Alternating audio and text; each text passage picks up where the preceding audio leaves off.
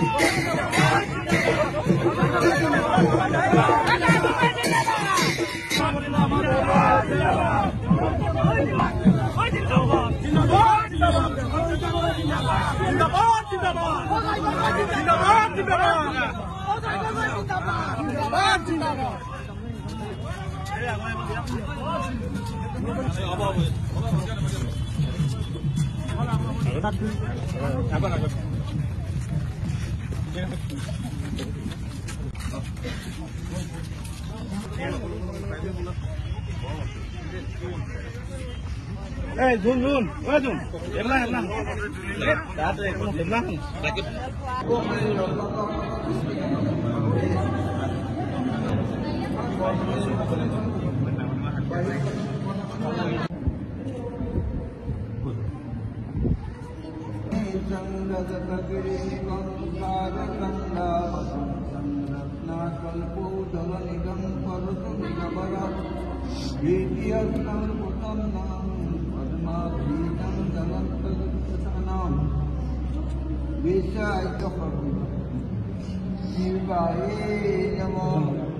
Shiva Darshanam Mahapunyam Koti Vidya Samarprabha Tava Darshana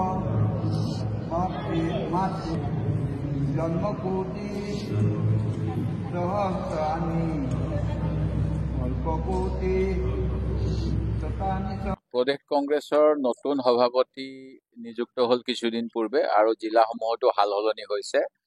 এতিয়া যোৱা সময়ছোৱাত যি সভাপতি আছিল তেখেতৰ নেতৃত্বত বিভিন্ন কাৰ্যসূচী প্ৰদেশ কংগ্ৰেছ আমাৰ ৰাষ্ট্ৰীয় কংগ্ৰেছে দিয়া অনুসৰি কৰা হ'ল। এতিয়া নিৰ্বাচনৰ সময়ত পুনৰবাৰ আমি এটা সময়ত শিৱসাগৰ জিলাৰ চৰাইদেউ বিভাজন হোৱাৰ পূৰ্বে আমাৰ ইয়াত 6টা সমষ্টি আছিল। তেতিয়া আমি 6টা সমষ্টিতে কংগ্ৰেছে প্ৰতিনিধিত্ব আগবঢ়াইছিলোঁ আৰু জয়লাভ কৰিছিলোঁ।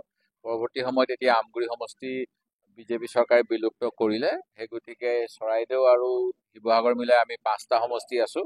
এতিয়া আমাৰ চেষ্টা হ'ব কেনেকৈ আমাৰ পুৰণা শিৱসাগৰ জিলাৰ 5টা সমষ্টিতে কংগ্ৰেছ দলক শক্তিশালী কৰি আগন্তুক নিৰ্বাচনত জয়লাভ কৰিব পাৰোঁ। আৰু তাৰ কাৰণে এতিয়া অজয় গগৈৰ নেতৃত্বত আমি দলৰ সাংগঠনিক ভিত্তি আৰু মজবুত কৰিম। তেনেকৈ আমাৰ সোণাৰী চৰাইদেউ জিলাত উৎপল গগৈ তেওঁ তেনেকৈ চেষ্টা কৰিব আৰু বিভিন্ন জিলাত আমাৰ সভাপতি সলনি হৈছে। যোৱাকালি মই ডিব্ৰুগড় তিনিচুকীয়ালৈ গৈছিলোঁ, তাতো একেই। আমাৰ কংগ্ৰেছ কৰ্মীসকলে এতিয়া পুনৰ আগন্তুক 8 মাহ 10 মাহ যিমান দিন থাকক সেইখিনি সময় আৰু অধিক শ্ৰম কৰিব। যোৱা 2014 চনৰ পৰা কংগ্ৰেছৰ কৰ্মীসকলে নিজৰ কষ্ট কৰি ৰাইজৰ হকে মাত মাতি আহিছে, বিভিন্ন ধৰণেৰে বিজেপিৰ ভুল নীতিৰ প্ৰতিবাদ কৰিছে আৰু এইখিনি সময়ত সেই প্ৰতিবাদ আৰু তীব্ৰ হ'ব। আমাৰ দলৰ নেতা কৰ্মী সকলোৱে ৰাইজৰ ওচৰলৈ গৈ বিজেপিৰ ভুল নীতি, অসম বিৰোধী চক্ৰান্ত গোটেইখিনি উদঙাই দিব আৰু আমি আশাবাদী আগন্তুক 2026ত আমি চৰকাৰ গঠন কৰিম। অকল আদানী আম্বানীক অসমৰ অষ্টলক্ষ্মীৰ দেশ বুলি নৰেন্দ্ৰ মোদী ডাঙৰীয়াই ক'লে। নৰেন্দ্ৰ মোদীক শাসনত বহোৱাৰ মূলতে হৈছে কিছুমান বেপাৰী। সাধাৰণ মানুহৰ হাতীৰ খোৱা ৰাইজৰ কথা তেওঁলোকে চিন্তা নকৰে আৰু ৰাইজৰ মনত ক্ষোভ নহবলৈ তেওঁলোকে বিনামূলীয়া কিছুমান আঁচনি দি থাকে যাতে খেতিৰ প্ৰতি ৰাইজৰ মোহ নাইকিয়া হৈ যায়। আৰু এনেকুৱা হলে মানুহে ভাবিব যে এইবিলাক মাটি আৰু খেতি নহয়, চনপৰা মাটি। কিন্তু তাৰ তলত যিবিলাক আমাৰ সম্পদ আছে সেই সম্পদখিনি কেনেকৈ আদানী আম্বানীক দিব পাৰি সেই প্ৰচেষ্টাৰ অংশস্বৰূপে এতিয়া নামনি অসমত বিভিন্ন ধৰণৰ উচ্ছেদ চলি আছে আৰু অন্যান্য মানে এইটো ভাবিব নালাগে যে নামনি অসমত সন্দেহযুক্ত নাগৰিক বুলি কৈছে তেওঁলোকৰ কাৰণে উচ্ছেদ। এই উচ্ছেদ অসমৰ সকলোৰে বাবে বিপদঘণ্টা আৰু ইয়াৰ বিৰুদ্ধে প্ৰতিবাদ কৰিব লাগিব। বিদেশী থাকিলে আমাৰ আগৰ পৰাই দাবী আছে অসম চুক্তি অনুসৰি বিদেশী বহিষ্কাৰ হ'ব লাগিব, আমাৰ অসমত বলবৎ হ'ব নালাগিব আৰু এইখিনি কিন্তু কৰি পেলাই তেওঁলোকে এহাতেদি সেইদিনা লখিমপুৰত যেতিয়া আহোম ছোৱালী কেইজনীমানৰ খেতি পথাৰৰ কঠীয়া উচ্ছেদ কৰিলে তেতিয়া কৈছে আন্দোলনৰ সময়ত 850 জন শ্বহীদ হৈছিল, এতিয়া বোলে অকণমান বাংলাদেশী উচ্ছেদ কৰিবলৈ কঠীয়াতলি উচ্ছেদ হৈছে। কিন্তু যদি বাংলাদেশী হয় আমাক মুখ্যমন্ত্ৰীয়ে ক'ব লাগে সেই বাংলাদেশীখিনি মাতিয়া ডিটেনশ্যন কেম্পত থৈছে নে তেওঁলোকক বাংলাদেশলৈ পঠালে, নে আমাৰ অসমৰ মানুহৰ আৱেগ অনুভূতিক লৈ এটা তেওঁলোকে বাংলাদেশী নামত এটা যেনেকৈ আগতে এটা আমি সৰুতে কাহিনী শুনিছিলো যে বাঘ আহিছে বুলি এটা গৰখীয়াই কৈ থাকে, তেনেকুৱা এটা ধাৰণা দি পেলাই অসমীয়া মানুহৰ ভয় আৱেগক লৈ খেলিব বিচাৰিছে বিজেপিয়ে। সেই কথাটো নিশ্চিত কৰিব লাগে। ধন্যবাদ জনাইছো আৰু আমাৰ লগত উপস্থিত আছে আমাৰ সকলোৱে শ্ৰদ্ধাৰ নেতা বিৰোধী দলৰ দলপতি দেৱত শইকীয়া ডাঙৰীয়া। তেখেতক সাক্ষী কৰি আমাৰ অসম প্ৰদেশ কংগ্ৰেছ কমিটিৰ সন্মানীয় সভাপতি গৌৰৱ গগৈ ডাঙৰীয়া, আমাৰ নিখিল ভাৰত কংগ্ৰেছ কমিটিৰ সন্মানীয় সভাপতি মল্লিকাৰ্জুন খাৰ্গে ডাঙৰীয়া, ৰাহুল গান্ধী ডাঙৰীয়াকে প্ৰমুখ কৰি আমি সকলোকে এই সুন্দৰ মুহূৰ্তত আমি কৃতজ্ঞতা জনাইছো, ধন্যবাদ জনাইছো। আৰু আমি আশা কৰিছো যে সকলোৱে একত্ৰিত হৈ আমি শিৱসাগৰৰ যি আমাৰ জাতীয় কংগ্ৰেছ দলৰ ভেটি তাক শক্তিশালী কৰিবৰ কাৰণে আজিৰ তাৰিখৰ পৰা আমি মন বান্ধি শক্তিশালীভাৱে আমি দলটোক আমি আগুৱাই লৈ যাব লাগিব।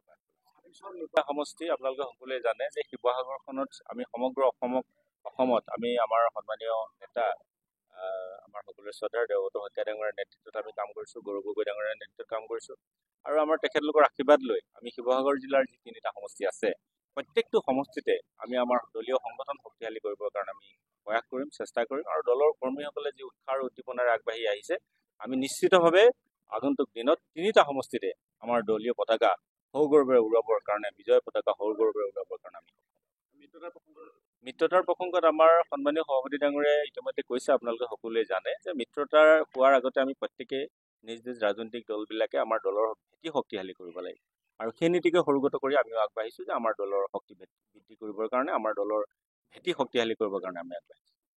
দাদাৰ পৰা লৈ লওঁ।